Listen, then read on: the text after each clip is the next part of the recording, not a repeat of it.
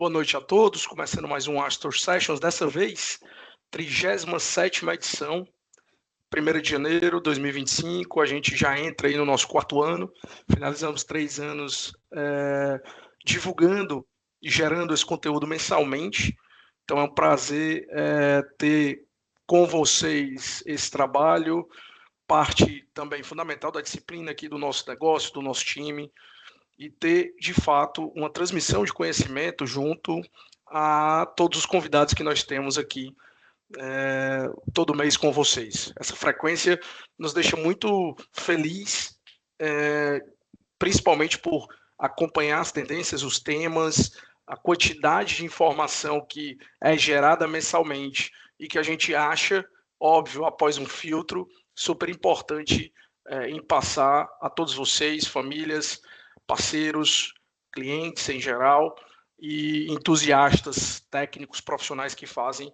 o nosso mercado financeiro, de investimentos, de negócios, sobretudo aqui na nossa região, no Nordeste, sobretudo no Ceará. Eu tenho o prazer, nesse mês, de receber o Marcos Holanda, professor Marcos Holanda, inclusive foi meu professor, algo super gratificante conseguir estar nesse momento e até num passado recente conseguir tê-lo perto, não só academicamente, mas profissionalmente, né, nesse momento, recebendo os conselhos, os direcionamentos, não só os ensinamentos que a gente conseguiu compartilhar lá atrás. E o Marcos tem uma história muito relevante aqui no nosso estado.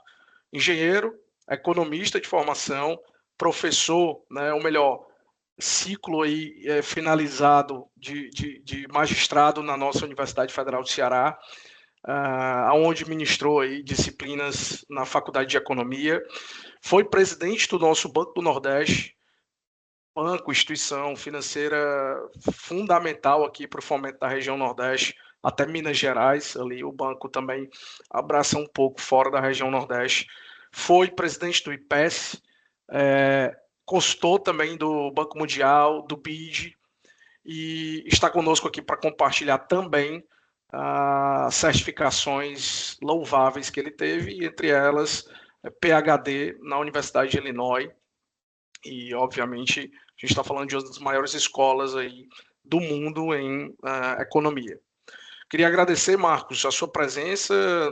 Acho que para a gente, o tema que a gente quer abordar em relação à macroeconomia, não só do mundo, mas do Brasil também, todos esses impactos que a gente deve esperar já está vendo acontecer.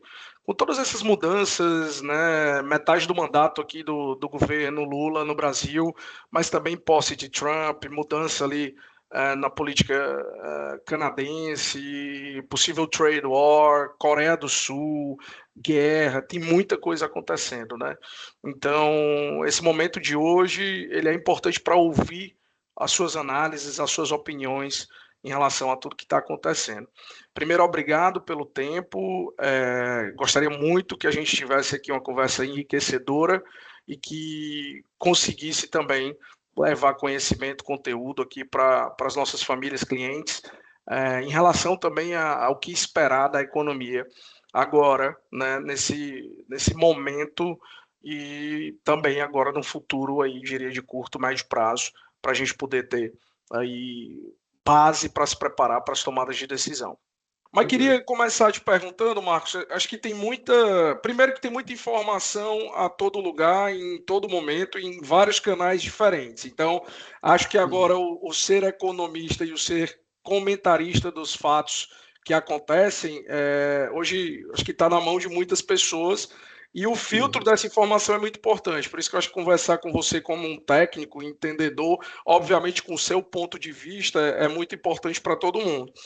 Então a gente passou, e eu queria fazer uma leitura desses últimos 2 anos, né, nessa nova gestão que tem aqui no Brasil a sua cartilha, né, mas tem uma transição acontecendo, acho que a nível mundial, uma alternância de poder também acontecendo. Eu listei alguns fatos, né? Você teve aí o fato, obviamente, Estados Unidos a gente vai comentar, porque isso acho que que é um bombardeio de informação depois aí da posse do Trump, mas você tem fatos acontecendo que são mais coadjuvantes, né? No Canadá, você tem a questão da Coreia do Sul, você tem as guerras, você tem, enfim, muita coisa no mundo, talvez, que é novidade, um mundo de juro alto, né? Que, enfim, a gente viu muita coisa acontecendo ainda, talvez de efeito de pandemia, enfim, que até geram estranheza, né? A gente brinca que o pessoal lá de fora talvez saiba o que é inflação no livro, né? Mas o Brasil sabe muito bem. Então, queria que você comentasse tudo que tem acontecido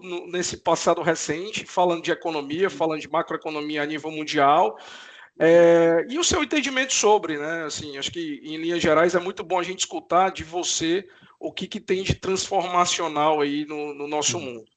Uhum. Não, ótimo. Eu acho que você está correto quando a gente fala que vai fazer uma análise macro da conjuntura. Eu sempre digo que é sempre importante entender o contexto global. Não tem como mais imaginar uma economia que não seja analisada dentro do contexto global. A partir dali você entende, né, qual vai ser o caminho que a economia nossa vai ter, mesmo a nível nacional e mesmo a nível do Estado. Eu acho que é muito importante. Eu costumo dizer, eu uso até assim, uma linguagem meio figurativa, o mundo econômico sempre foi dividido em três blocos. Né? Tem um bloco da América, liderado pelos Estados Unidos, tem o bloco da Europa e tem um bloco da Ásia. Né? No caso da Ásia, esse bloco era dominado pelo Japão, hoje claramente é a China. Né? Então, a primeira coisa que eu acho que é importante entender nesse novo mundo, qual é a posição desses três blocos. Né? Aí eu brinco, assim, figurativamente, a China é a fábrica do mundo, né? Você tem que entender que não tem como competir na produção fabril com a China, não adianta, ela é imbatível, ela tem uma capacidade de produção gigantesca. Hoje, inclusive, nesse novo contexto em que eles estão tentando mudar a lógica de crescimento deles, que esgotou na infraestrutura e na habitação, a China hoje tem que exportar. E, para tal, ela tem que produzir cada vez mais e cada vez mais barato, e está vendo o mundo todo sendo, né, inundado por produtos fabris da China, e não adianta querer ser um produtor, competir com a China. Então, tem que esquecer a competição com a China, porque a China é a fábrica do mundo. Eu brinco que a Europa, na verdade, de forma, acho que irreversível, o futuro da Europa é basicamente ser a Disneylândia dos idosos. Né? Do ponto de vista econômico, a Europa está cada vez mais insignificante. A Europa optou por um modelo de impostos altos, regulação alta, inovação baixa, optou por um modelo que hoje está sendo altamente crítico, que é o modelo de energia verde, não necessariamente sustentável e barata, e está aí uma situação de estagnação econômica. Né? A própria Alemanha, que era o grande motor dessa crítica, a Alemanha política talvez ingressou, né? Apostou numa política um pouco suicida do ponto de vista econômico, de economia verde, fechou suas usinas nucleares, apostou no gás russo, e hoje está uma economia que tem que submeter uma energia caríssima, a indústria ficou totalmente perdeu competitividade, e o modelo alemão está estagnado. Então, se o próprio motor da economia está estagnado, realmente as perspectivas da Europa, eu diria que são muito estagnadas. E o bloco americano, a economia americana, surpreendendo, mas mostrando que é a economia mais inovadora, com melhor perspectiva no mundo, né? A economia que vai continuar dominando o mundo. Vocês estão no mercado de capitais, tem aquela estatística que é impressionante: 70% de todo o mercado de capitais do mundo, todas as bolsas, a Bolsa Americana responde por 70% da capitalização. Então, as 7 maiores empresas do mundo são dos Estados Unidos, diferente da Europa. Tem estatística que é interessante da Europa: nos últimos 50 anos, a Europa não conseguiu empresa que vale a mais de que 100 bilhões de dólares, enquanto que os Estados Unidos, quase todo ano, gera essas novas empresas dinâmicas. Então, a economia vai continuar a economia dinâmica, inovadora, o dólar vai continuar sendo a moeda de reserva, não adianta achar que não é. Né? E, dentro desse contexto, surge o Brasil. Né? Eu acho que o Brasil Eu diria que o destino do Brasil é o supermercado do mundo, o Brasil é imbatível na produção de alimentos, né? E também é muito competitivo na parte de minerais, especialmente ferro e petróleo. O Brasil hoje já produz mais petróleo do que o Iraque, por incrível que pareça. Então, o Brasil acha que tem essa perspectiva de ser o supermercado do mundo e também ser um campeão nessa área de energia verde, né? Acho que o Brasil não tem um problema econômico, o Brasil tem uma perspectiva econômica muito positiva. O problema do Brasil é a política econômica que se adota no momento, né? Então, isso é que é um pouco frustrante, né? Então, para mim, quer dizer, o Brasil passando esse curto prazo, se entendendo do ponto de vista de política econômica, eu acho que o Brasil tem uma perspectiva muito boa. E, por complemento, aí eu acho que é importante, nós que somos do Ceará, a gente tem que entender o Ceará nessa lógica, né? Quer dizer, não adianta a gente achar que o Ceará vai crescer via industrialização, né? Sempre foi a ideia, não, o Ceará precisa de nova industrialização para desenvolver o Ceará. Isso não vai existir porque não adianta imaginar que indústrias no Ceará vão competir com as indústrias chinesas, né? Então, acho que tem que ter o contexto do Ceará, que depois eu posso até comentar um pouquinho, que eu acho que é importante. Isso me preocupa muito hoje em dia, né? Me preocupa a política econômica do Brasil, mas me preocupa também muito do Ceará. Eu acho que, já que nós moramos aqui, nós vivemos aqui, eu acho que falta, né, uma perspectiva mais clara desse contexto do Ceará, em termos de a gente ter uma estratégia que permita que a gente realmente cresça de forma um pouco mais sustentável, né? Então, dentro desse contexto, surge o cenário macro, né? O Brasil. Esse cenário macro mundial, no mínimo, tem duas implicações que têm diretos no Brasil. Uma você já mencionou, né? O mundo mudou a partir da pandemia, quando os países gastaram demais, e isso gerou dívidas muito grandes, e o fato é que os juros ficaram mais altos e vão ficar altos por mais tempo.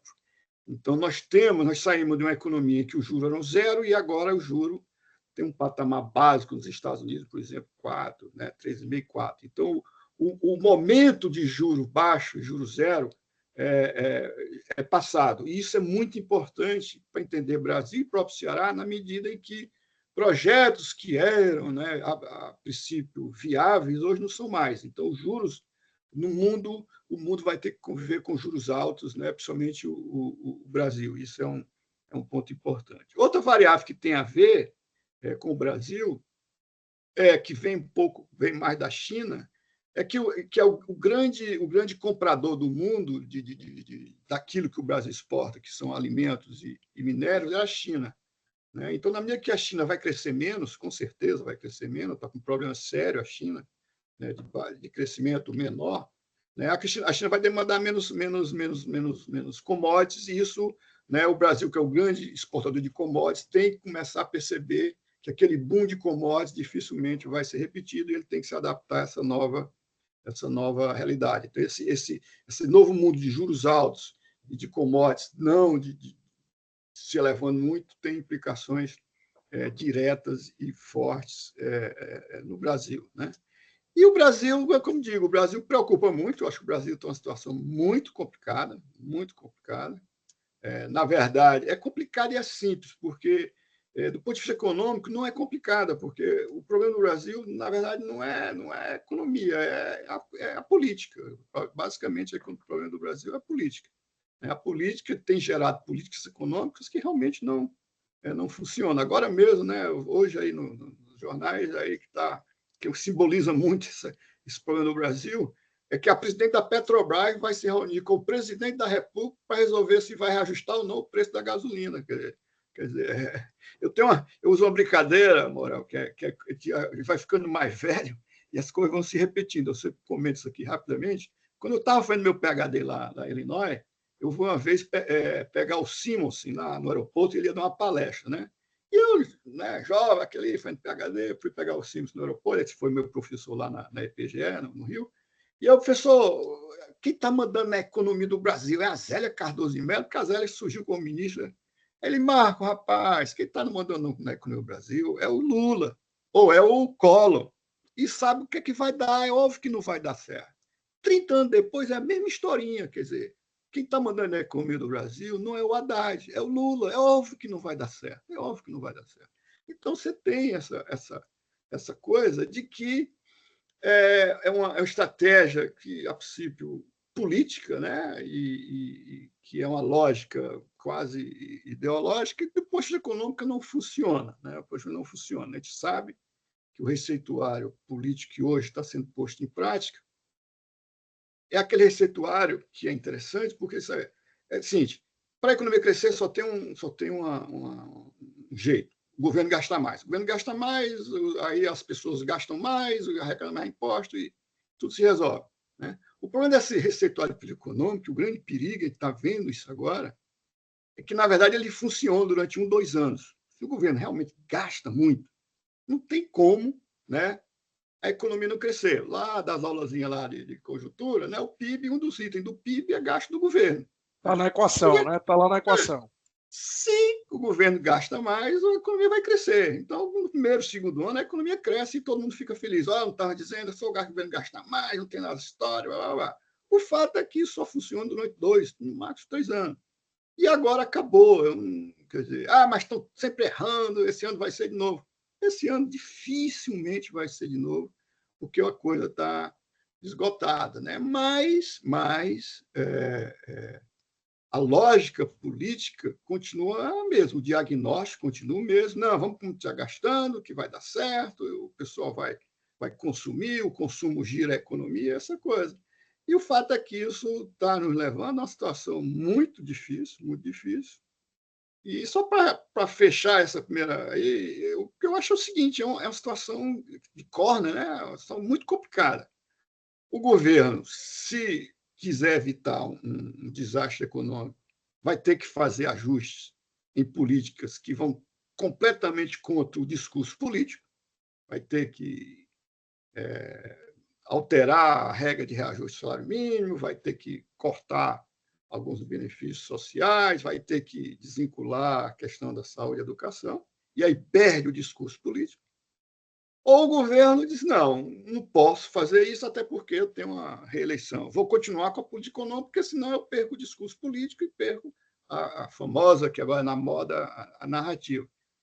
E a fazer isso, eu acho que o desastre econômico está contratado. Então, realmente, é uma situação muito, muito, muito complicada, né? Muito complicada. E se eu perguntar o que é que eu acho, acho que, no final, eles vão apostar dobrar a aposta política e vão tentar fazer uma outra coisa marginal, só que o mercado já está cansado. Né? Só para terminar, novamente me preocupa, porque hoje, vendo os jornais, os caras erram e continuam errando. Quer dizer, quando eu vejo no jornal hoje, o Haddad está prometendo três medidas, vai anunciar essa semana ou na outra. Né? A essa altura do campeonato, a única coisa que o ministro pode fazer é um belo dia chegar: olha, aqui está as propostas, essa. Essa coisa de anunciar, que vai dizer que vai divulgar e tudo, cria as expectativas que, no final, lá aquele desastre de novembro, no final, meu Deus, criou a expectativa e a coisa não funcionou. Então, é uma situação crítica, né? Uma situação crítica e o que nós vivemos, mas a gente tem que estar preparado, né? Tem que estar preparado. Né? Quarta tem aí reunião do Copom, também tem lá do Fed, né? Pode ser que o Fed até acho que ainda vai, para mim, eu acho que ele mantém, ele não vai alterar, mas pode ser que ele até reduza um pouquinho o juro lá. Aqui, com certeza, não vai subir um ponto, né? Mas é uma situação em que o nível de incerteza é muito e a insegurança, né, em relação a essa aposta dentro de um ambiente político, de já quase ambiente de eleição, é muito complicado, né? É muito complicado. E aí isso tem repercussão também, a gente aqui, né, também tem que estar atenado com o próprio estado do Ceará, né? Que, de certa forma, tem crescido até acima do Brasil, mas muito nesse ciclo, né, em que hoje, né, o Ceará tem mais gente no Bolsa Família do que carteira assinada. É óbvio, quando você praticamente triplicou o valor do Bolsa Família, você expandiu outros tipos de bolsa, a economia responde na hora, só que isso esgota, né? Se você olhar para frente, né, eu tinha um dia desse, uma pessoa me ligou, será que cresceu mais, esse ano vai crescer de novo? Olha, eu acho que não. Porque o Será cresceu bem em 24? Porque o Bolsa Família triplicou, né? Era ano de eleição municipal e a gente sabe que isso o governo, com certeza, né, em todos os níveis, gasta, né? E os gastos do governo foram, né, altíssimos, né? Só que isso não tem como manter, não tem como aumentar mais Bolsa Família, não tem eleição esse ano e os gastos do governo não tem como aumentar. Então, isso vai enfraquecer a economia, né? E isso vai ter reflexo no nosso dia a dia, né? Então, um pouco resumir, só alerta que geralmente quando acontecem essas situações de muito estresse, de muita necessidade de decisões importantes, às vezes surgem aquelas soluções fáceis e aí a coisa só faz complicar ainda mais. Eu acho que a gente tem que estar atento com isso, né? E eu acho que hoje na economia o gargalo, como sempre, né, é a questão da inflação, né? Porque estou crescendo muito, o desemprego está baixo, estou exportando muito. Isso no final do dia não chega na população. O que chega na população é a inflação e isso é muito problemático, porque eu já acho que nós saltamos de patamar de inflação. Eu acho que para esse ano a inflação já está indo para casa dos 6%. Já é uma inflação muito alta, é o dobro da meta. E uma inflação muito perigosa, porque quando chega a 6, dada a inércia que nós temos, isso pode rapidamente sair do controle, principalmente com a pressão que nós temos do câmbio, né? Então, isso é uma coisa muito, muito complicada, né? Pelo menos agora o Banco Central vai deixar de ser o vilão e de ser o culpado de tudo, porque até ano passado tudo que de ruim acontecia era por causa do Campos Neto. Deixa eu puxar esse gancho da inflação que você entrou e já era a minha segunda pergunta. Aqui, obviamente, no Brasil, você tem um fenômeno típico do Brasil que é o CDI, né? Então, hoje, quando você pega uma família investidora, um investidor em geral, ele usa muito o referencial, né?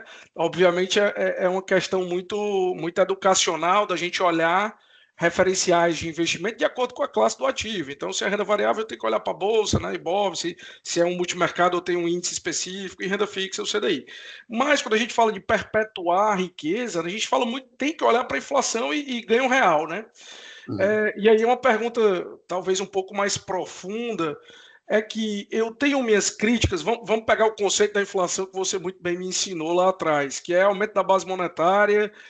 E quando você olha, e aí você também como primeiro diretor do IPES, e aí entendendo dados e estatísticas, quando você olha um IBGE, parênteses, com toda a crise, né, que ele está vivendo lá, e você olha um indicador como o IPCA, e quando você faz uma análise na economia real, eu ainda tenho receio que a nossa inflação de fato seja só a que o IBGE apresenta no IPCA.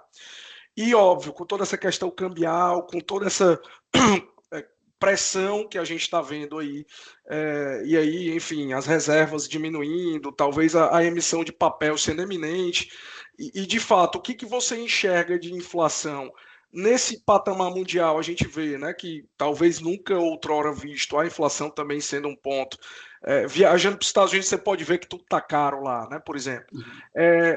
Mas além do mundo, tentando dar uma ênfase no Brasil, né? A gente olha a inflação aqui para as famílias falando o seguinte, ó, você pode olhar para o CDI, mas é importante você saber quantos pontos você está batendo em IPCA, porque é isso que garante seu poder de compra daqui a 20, 30 anos para as suas próximas gerações.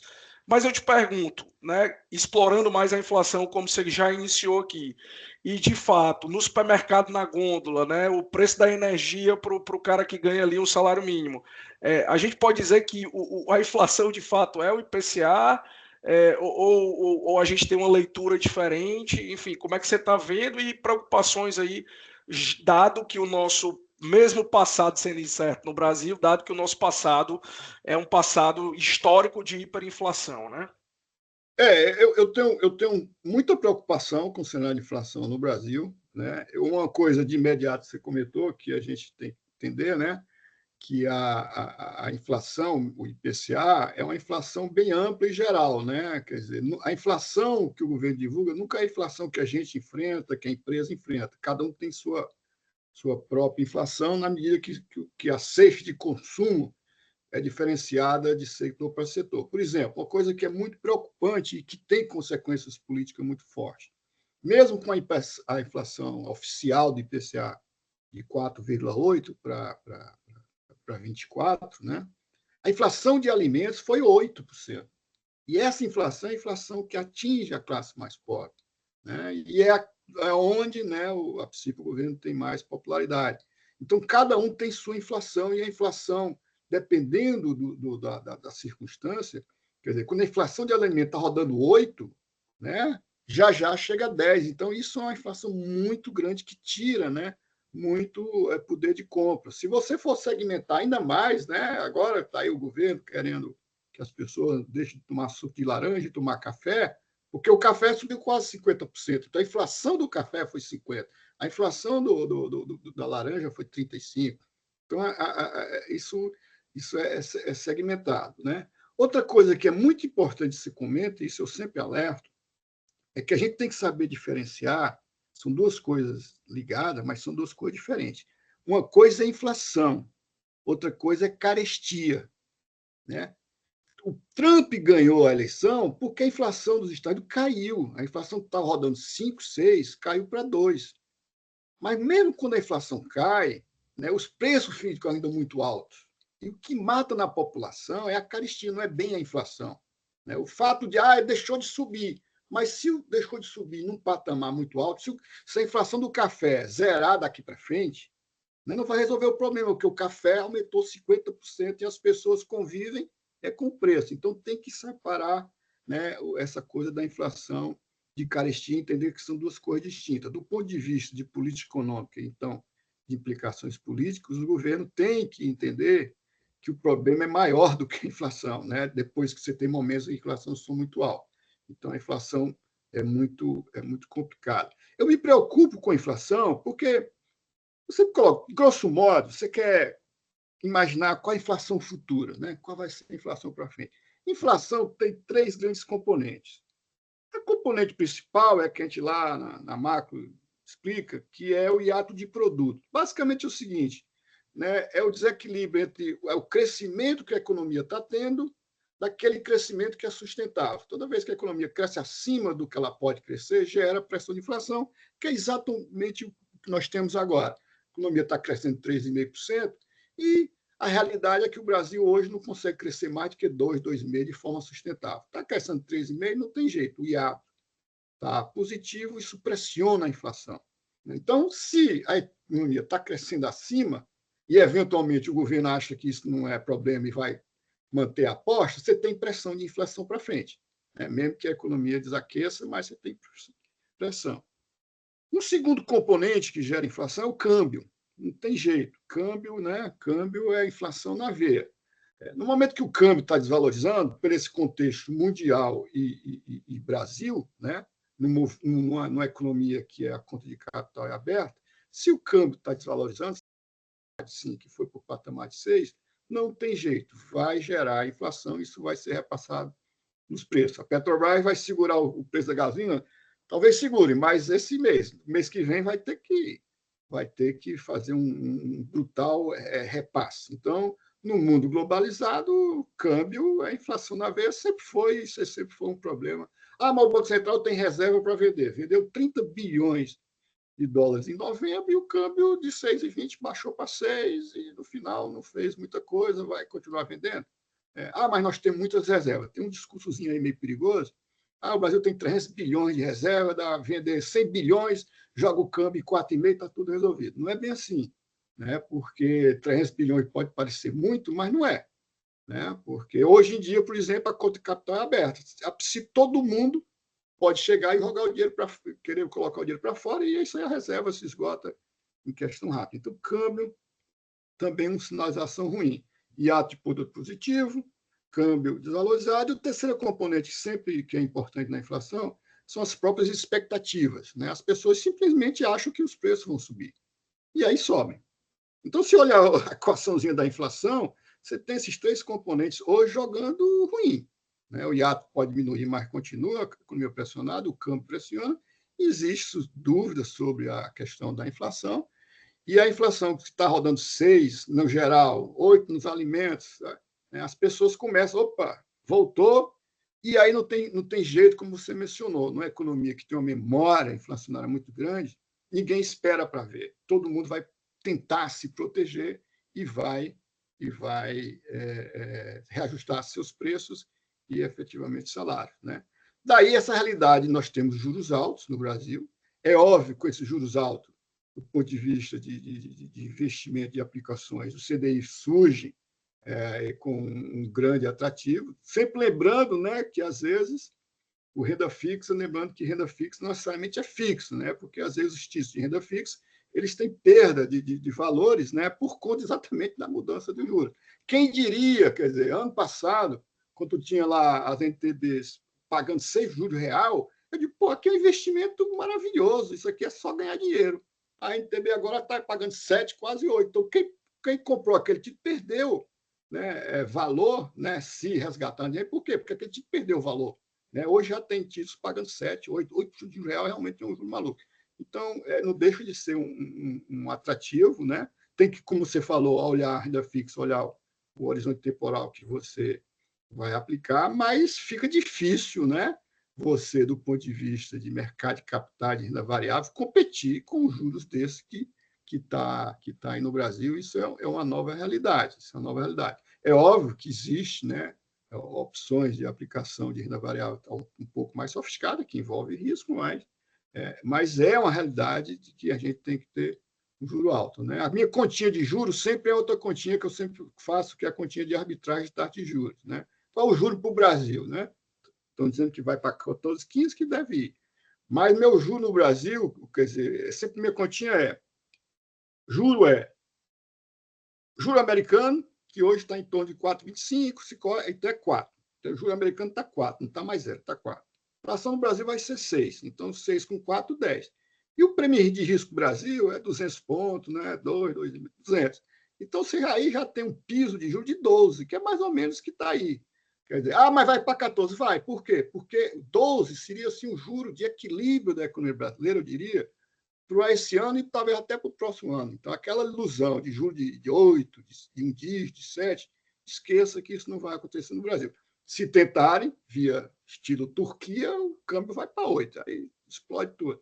Então, tem um piso de juros de 12, que vai para 15, por quê? Porque a economia está crescendo acima do que pode e tem que desaquecer a economia. Então, joga para 14, para 15.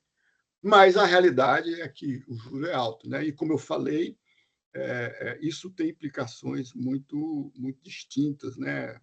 Infelizmente, para projetos, para várias coisas. Né? Eu tenho sido exemplo aqui, no Ceará mesmo, eu sou um crítico muito antigo dessa animação toda que tem ainda, né? Por incrível que pareça, a história do hidrogênio, essas energias renováveis. Olha, pessoal, vocês têm que entender, primeiro tem que entender o que é hidrogênio, aquela coisa toda, mas além de tudo que você tem que entender, o preço, o hidrogênio é commodity, o preço é tudo igual. Por que o cara vai pagar 3 vezes mais na mesma commodity?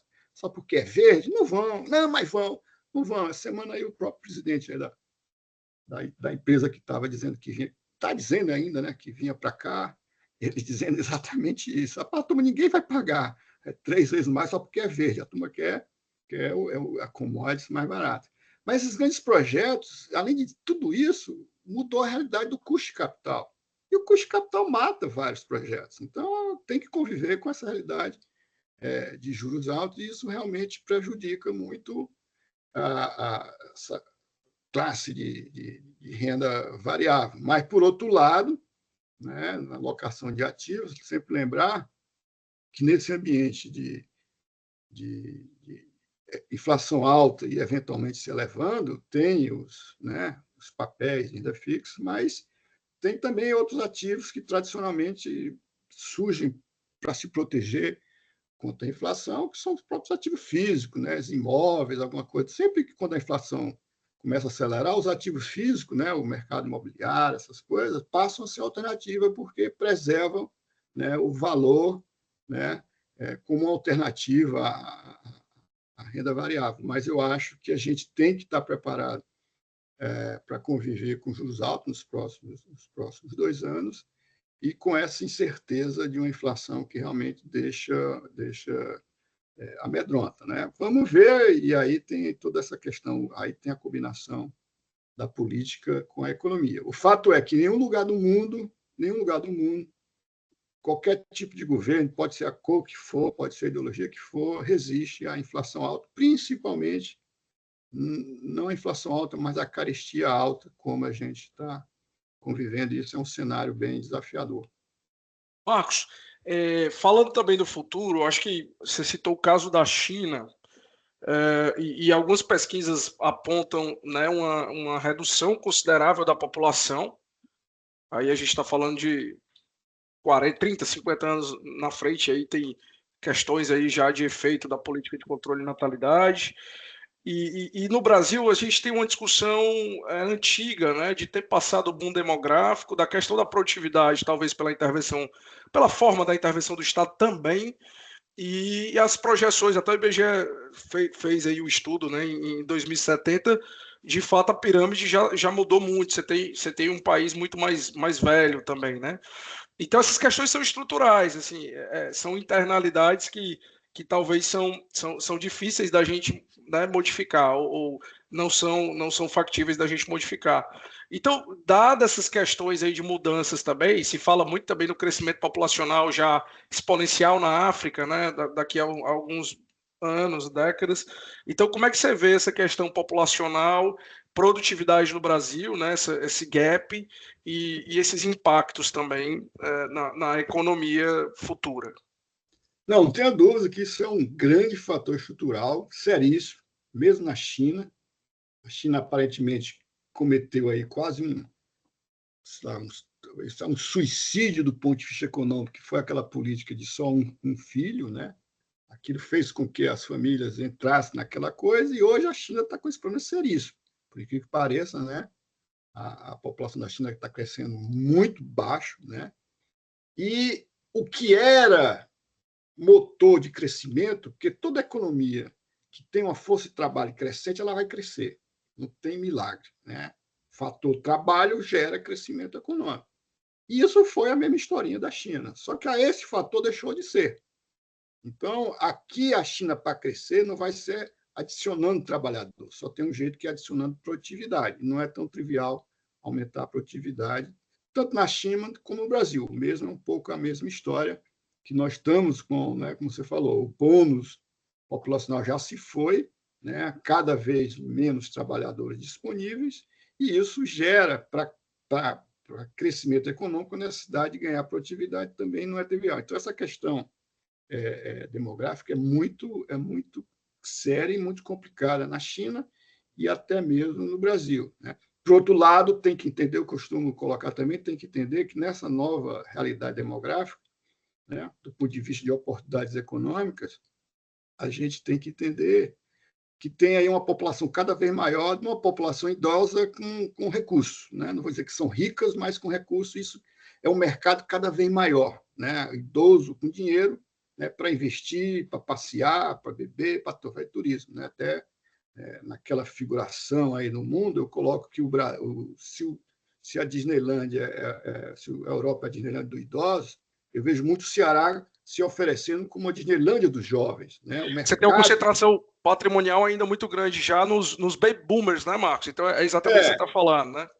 os jovens que querem lá o kitesurf, os jovens que querem esporte. Então, isso é um mercado que está cada vez maior e é um nicho que o Ceará pode ser. O Ceará pode ser a Disneylândia dos jovens. Eu acho que o Ceará tem que apostar de forma que é lamentável que não tem feito até agora na costa da inovação, do empreendedorismo, né? Eu estava quinta-feira, fui para um seminário lá em Recife, no Porto Digital. Eu fico revoltado porque o Porto Digital só cresce, só gera cada vez mais negócio, bilhões e bilhões sendo faturados, e a gente aqui no Ceará forma a turma do ITA e a turma vai tudo embora e a gente fica com a conversazinha, um Rubinzinho ali. Quando eu estava no Banco Nordeste, criei lá o Rubini, tentei transformar o Rubini. Mas aí saiu, o pessoal, esse negócio aí é meio... As pessoas acham que inovação é uma coisa teórica. E eu mesmo conheci Israel há 15 anos atrás, hoje, quando vai a Israel, você vê a riqueza que Israel gerou com inovação. Hoje, Israel é um país mais rico que qualquer país da Europa. Então, a gente tem que investir na inovação, tem que investir nesse boom dos jovens, né? Nós temos todo um potencial muito grande. Nós temos uma coisa, quer dizer, que eu digo, o Ceará tem que ser a Disneylândia dos jovens, tem que ser o Vale do Silício do Nordeste. O Ceará tem que ser também uma coisa que é investir nesse turismo de alto valor agregado e num mercado que é cada vez maior, que já tem iniciativas aí, a gente vê, vocês mesmos aí, eu acho, da Astro, né? Tem ver um potencial enorme que o Ceará tem, que é ligado a essa realidade de uma população idosa com dinheiro. Então, geralmente, o idoso com dinheiro, ele viaja, ele consome muito e, geralmente, ele procura ter uma segunda residência.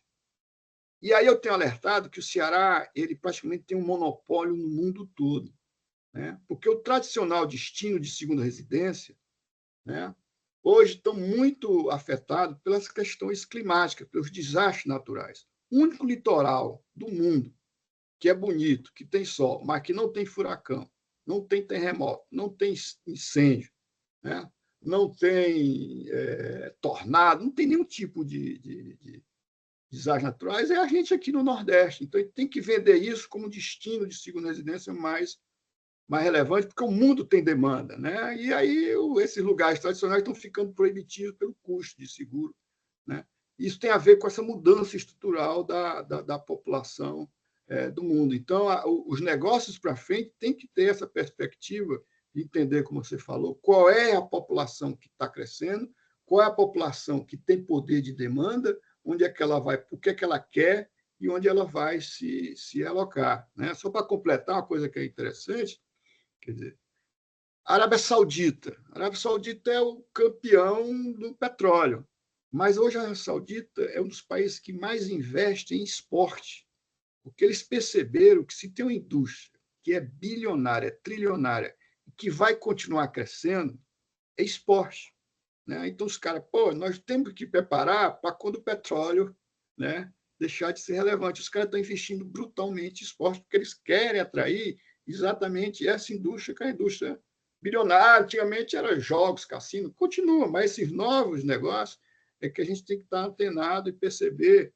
né, onde o Ceará pode se inserir, né? E não ficar aí com essa ilusão, hidrogênio verde, essa coisa aí do Porto Percem, que com certeza, eu, com todo respeito, às vezes quando eu vejo uma manchete de jornal dizendo que a Transnordestina vai resgatar o Nordeste, vai resgatar e vai garantir o crescimento econômico do Ceará, eu digo, pelo amor de Deus, uma ferrovia, quer dizer, 150 anos isso era verdade lá no meio oeste dos Estados Unidos.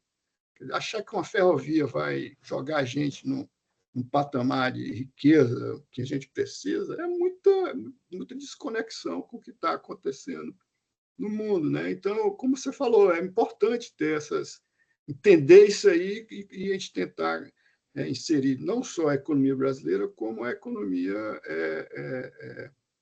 do Ceará, porque se nós temos condições, o Ceará e o Brasil é um campeão de energias verdes, mas aqui também é um alerta, né? Faz tempo que eu alerto isso. Olha, nós somos menos competitivos do que não era, né? Tem aí num cenário, eu sempre também alertei isso, esse cenário de economia verde, né? O setor de energia eólica vai sofrer muito, já vinha sofrendo e vai continuar sofrendo, até porque o Trump já anunciou que lá, durante 4 anos, não tem energia eólica, porque ele disse que a energia eólica... Mas o que acontece? A gente tem esse potencial de energia verde, mas a gente tem que entender que se a gente pegar tudo isso para exportar, ninguém vai agregar muito pouco à nossa economia. Então, nós temos que usar a nossa economia, a energia verde, né, para internalizar domesticamente, e não imaginar que você vai pegar e exportar e gerar riqueza lá fora. Então, é um contexto que a gente tem que entender. Por isso que eu digo que eu acho que às vezes é interessante, né, a gente fazer as contas. Eu acho que uma coisa que eu sempre falo aí para meus alunos é que um diferencial do economista sempre tem que ser esse. Ele é o cara que, mesmo de forma antipática, ele faz as contas. E, ao fazer as contas, ele tem que dizer, rapaz, realmente é isso aqui? É bom mesmo? Vamos ver. A moda agora é os data centers, né? Vamos ver. Se bem que hoje, né, essa notícia é um negócio impressionante, né? Como o mundo realmente está em processo disruptivo, impressionante essa coisa dessa empresa aí da China, né? DeepSeek, né? A Nvidia hoje perdeu 400 bilhões de dólares de valor. 400 Já é o bilhões de aplicativo dólares. mais baixado da Apple Store, essa empresa É, chinesa. 400 bilhões de dólares são 10 orçamentos do Ceará. Quer dizer, uma empresa, num dia, perdeu 10 orçamentos, porque apareceu uma coisa maluca, que eu estou meio desconfiado. Acho que é tão disruptivo que eu estou meio estranho. Eu estou achando que, sei lá. Mas se for, né, mudou todo o cenário, inclusive o cenário de data center, né? Porque o grande jogada dessa DeepSeek é que ela fez um IA baratíssimo, né? 6 milhões de dólares, a empresa fez um IA que para outra custou 100 bilhões. Aí realmente, né? E aí, quer dizer, o que é que sofre aí? É porque toda essa coisa do data center, que todo mundo agora é data center, vamos fazer data center. Se isso aí for verdade, a história do data center muda, né? Porque você não precisa mais esses data centers bilionários. Os caras lá fizeram. Né? Se bem que é o que eu digo, eu estou achando, achando meio estranho essa coisa do chinês. Mas se for. Né? Por isso que eu digo, tem que fazer as contas e tem que entender o que é para poder. Isso aqui é uma aposta legal, isso aqui.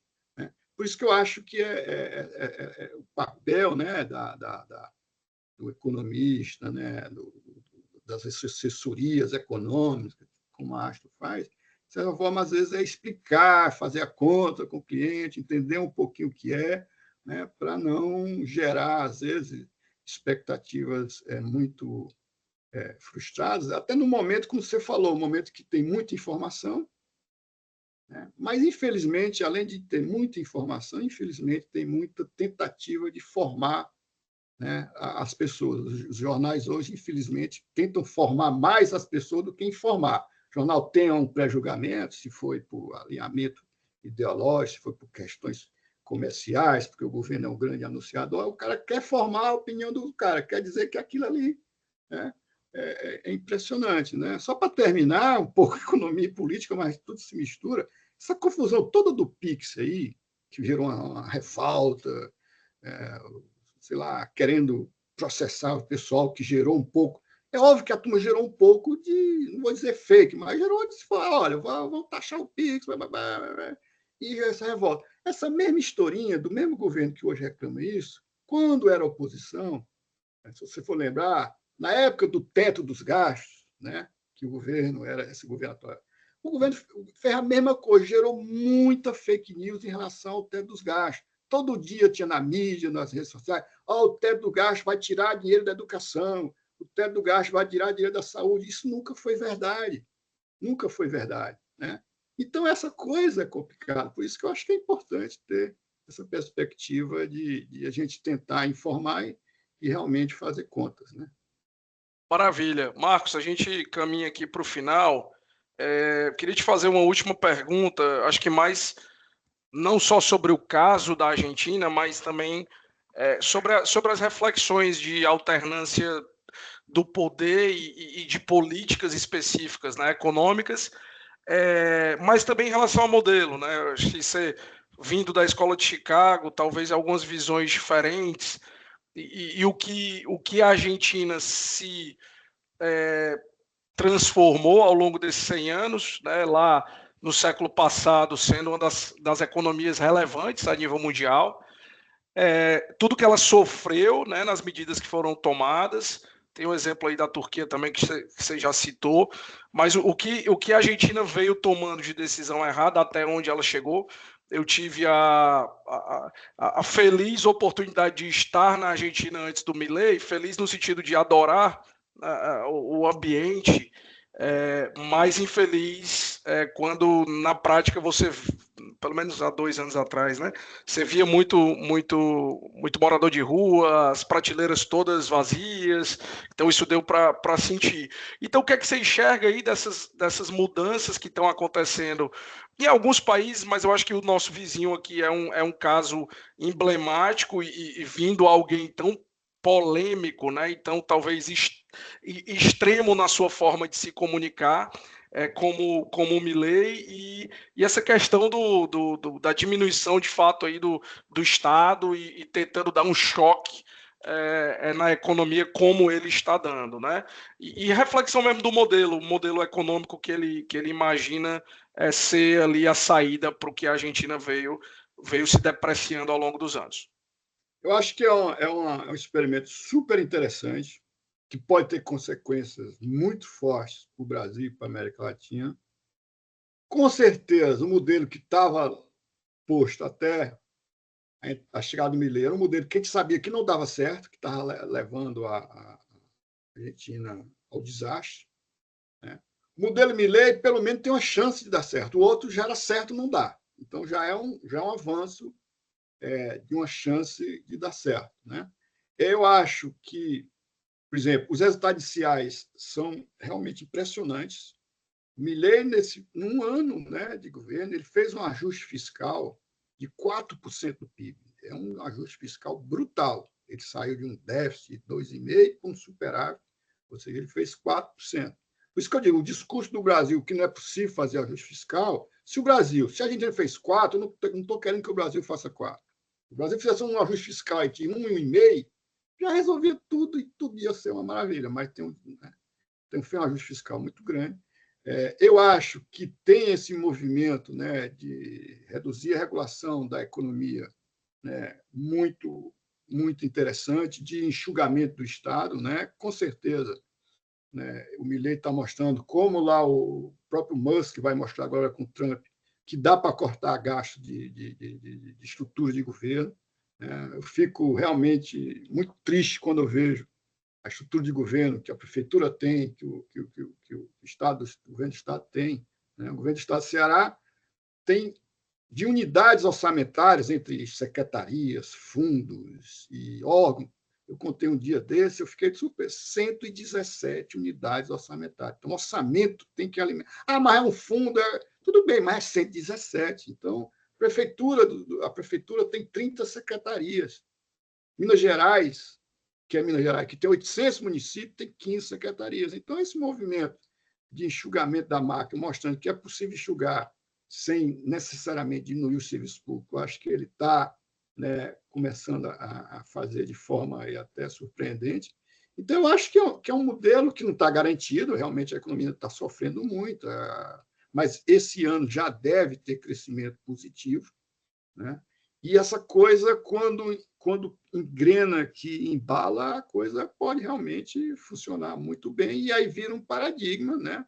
De que, olha, se lá na Argentina você conseguiu resolver, né, você consegue resolver em qualquer outro lugar do mundo, né? Porque se diz que, né, em economia sempre se falava, tem tudo, aí tem o Japão e tem a Argentina, que são coisas totalmente fora assim do padrão. Então, acho que é um experimento interessante, não quer dizer que não esteja impondo um sacrifício grande para a sociedade.